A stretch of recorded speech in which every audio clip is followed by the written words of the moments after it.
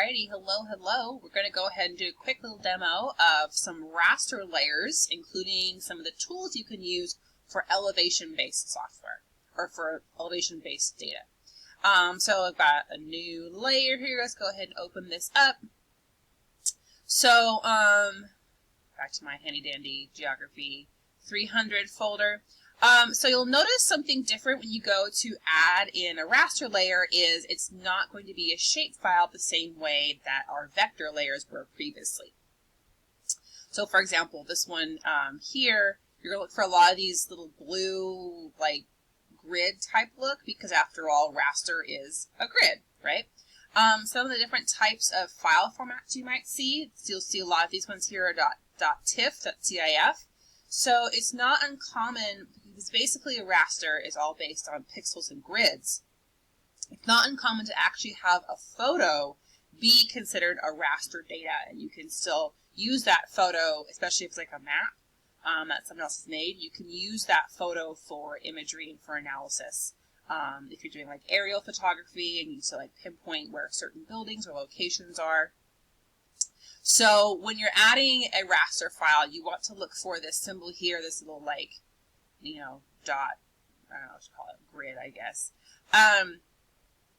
In QGIS, not all the ones that have this grid format are in fact raster files. So for example, this one here that has the raster look, if I go to add it, well, that's all mad at me. Let's cancel. Let's try one that I knew will fail, this one here. So you'll get, oh, it's actually cooperating with me. Of course it cooperates when I'm on recording, but doesn't cooperate when I'm practicing at home by myself, of course. Needless to say, sometimes you'll click on one and it will not cooperate with you. And that's okay. That's okay, because QGIS is going to show you different files. So now it's cooperating. Oh, there we go. That's the error message I was looking for. Okay, cool. So sometimes you'll click on one. I wish I could get it to be larger, but it's not. But you'll get an invalid layer, all right? Okay, pause it. Stay. You'll get an invalid layer message, and so you can read the whole thing if you want.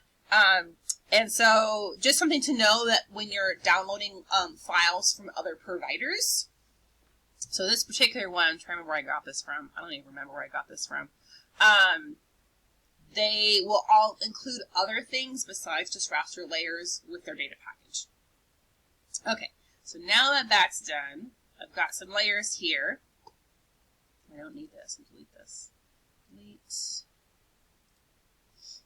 Okay, so I've got this image. This is, actually, no, I want a different one. I want to use, I have one from, let's see here.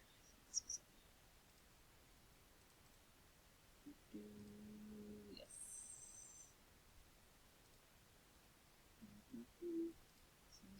All right, cool. So this is taken in Oregon, so this is going to be considered a DEM, or digital elevation model.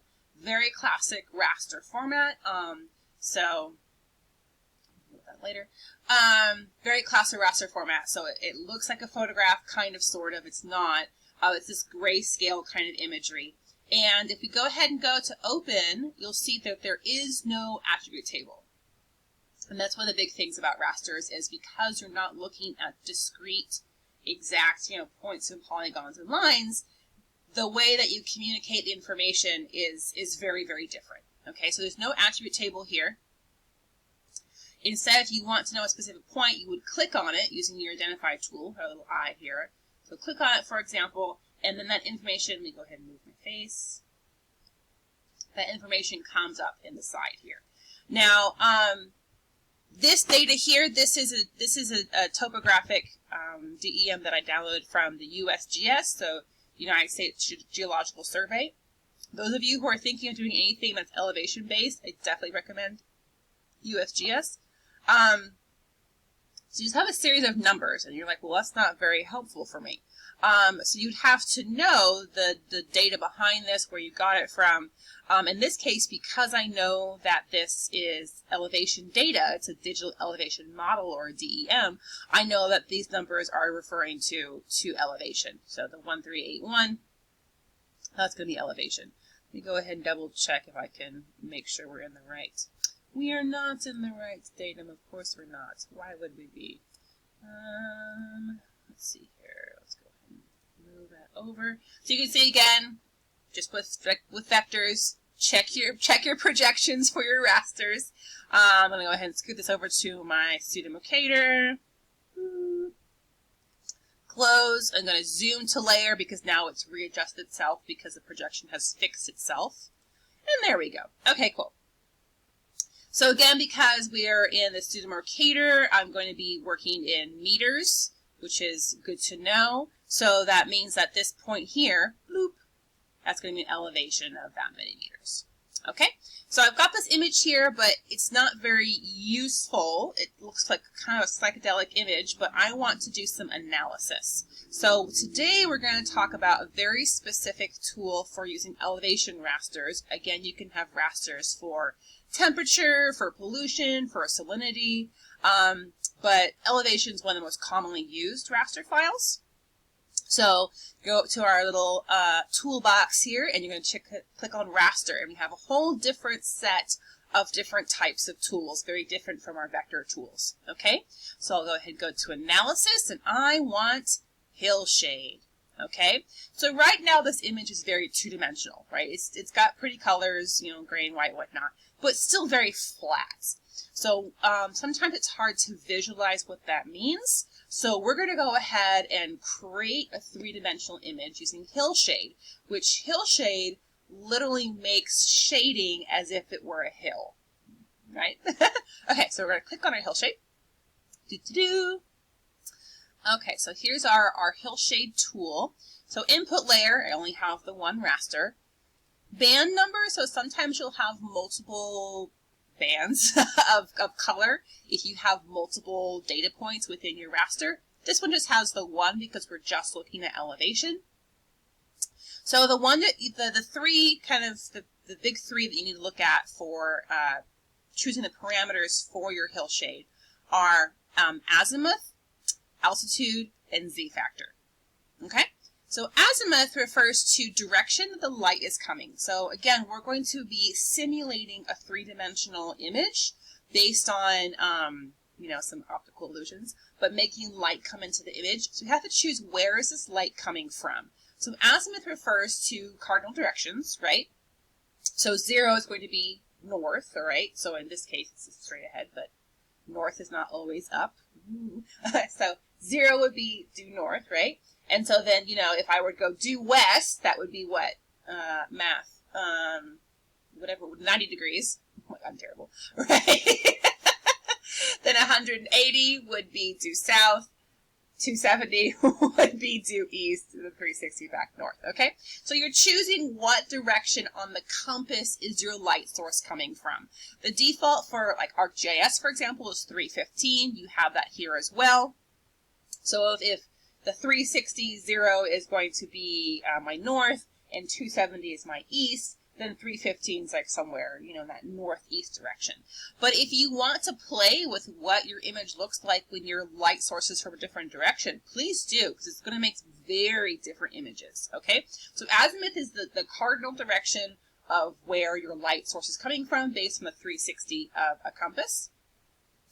Altitude of the light is referring to the elevation, or the elevation, the angle above sea level, okay? So for example, if I'm at the horizon, right, so it's just daybreak or it's just sunset, that would be 0, right? We're right at the horizon. Versus 90 degrees would be when it's high noon, for example, and the sun's directly overhead, okay? So here at 45, my altitude of the sun is going to be at a 45-degree angle, okay? So you kind of think about what direction is your sun coming in. And all of these are going to change what your image looks like, because just like if you go outside different times of day, you know, the direction and the angle of the sun plays tricks on what your shadows look like, okay? Z-factor, I like to leave alone. So Z-factor is what it's doing is your XY is going to be in one type of units, right? So for example, here we're in meters because we're using the pseudo-Mercator. So the Z-factor is going to help adjust your Z, because if X is the up, down. Wait, X is the it's been a long time since I've taken geometry. So X is the side to side, Y is the up and down, Z is the 3 dimensions, right? So your Z is going to be your 3-dimensional direction, and the Z factor is there to adjust if the units are in a different direction. I don't touch Z factor, but if you know more about your units and you know you need to, you probably won't for an intro class, that's what you do the Z factor for. So I'm going to leave this in the defaults. Okay, so we're going to run the default setting. We're going to say that our sun's coming from roughly northeast. Our altitude is about 45 degrees above us, and we're going to go ahead and just run it. And this is what a Hillshade file would look like.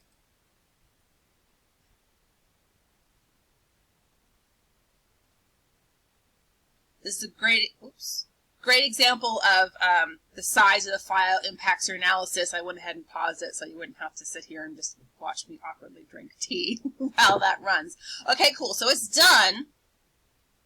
So this is our Hillshade image, okay? So this, again, is this DEM is in Oregon. I have now forgotten which lake it is, but it's one of the lake systems in Oregon. Okay, so you can compare. This is our original digital elevation model. It doesn't say a whole lot to us. It's got some splotches of stuff.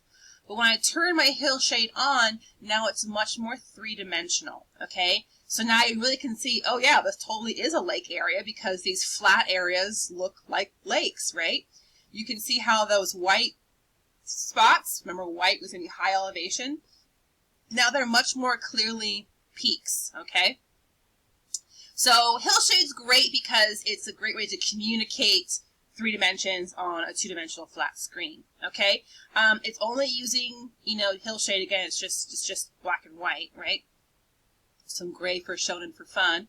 And again, if you were to click your information, right, still it's just giving you numbers that don't mean a whole lot to you. This is referring to those bands, okay? So that's Hillshade, that's using our defaults.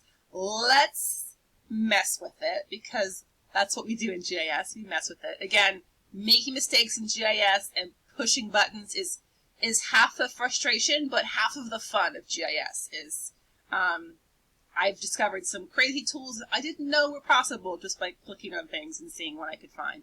Okay, so let's go ahead and redo that same exact one, Hillshade, but let's change the presets. Okay, so let's change it up. So for example, this image here was doing my light from northeast. Let's do 180. I don't know. Why not? So now we're having the light that comes from the south. Altitude, okay, so that was a 45 degree. Let's say it's like first thing in the morning. So let's do like 5. This might look terrible. Actually, it will look terrible to do 5. Let's do 15. Right? 1. There we go. Okay, cool.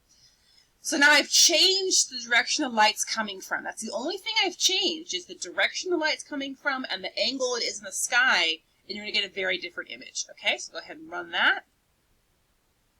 Okay, that's done. Not as useful an image, right? We're just changing where we had the sun come. So you can see why the default is that for a reason. You still see, okay, those low points are still a lake, right?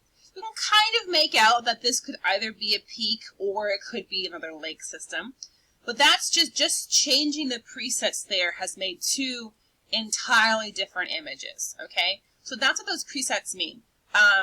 For intro level, I think just leaving it at the default is great, unless you know you want to mess with it, just to see what it looks like, just to change those variables. Okay, so that's the Hillshade tool. It's a really great tool, especially I've had ones done for mountains. I've also developed ones. Remember, bathymetry is going to be our underwater landscape. So most of us will never see the bottom of the ocean, but you can through GIS. Cool, and this also will help you find features below sea level as well. That's all I have for now, and I'll see you later. Thanks.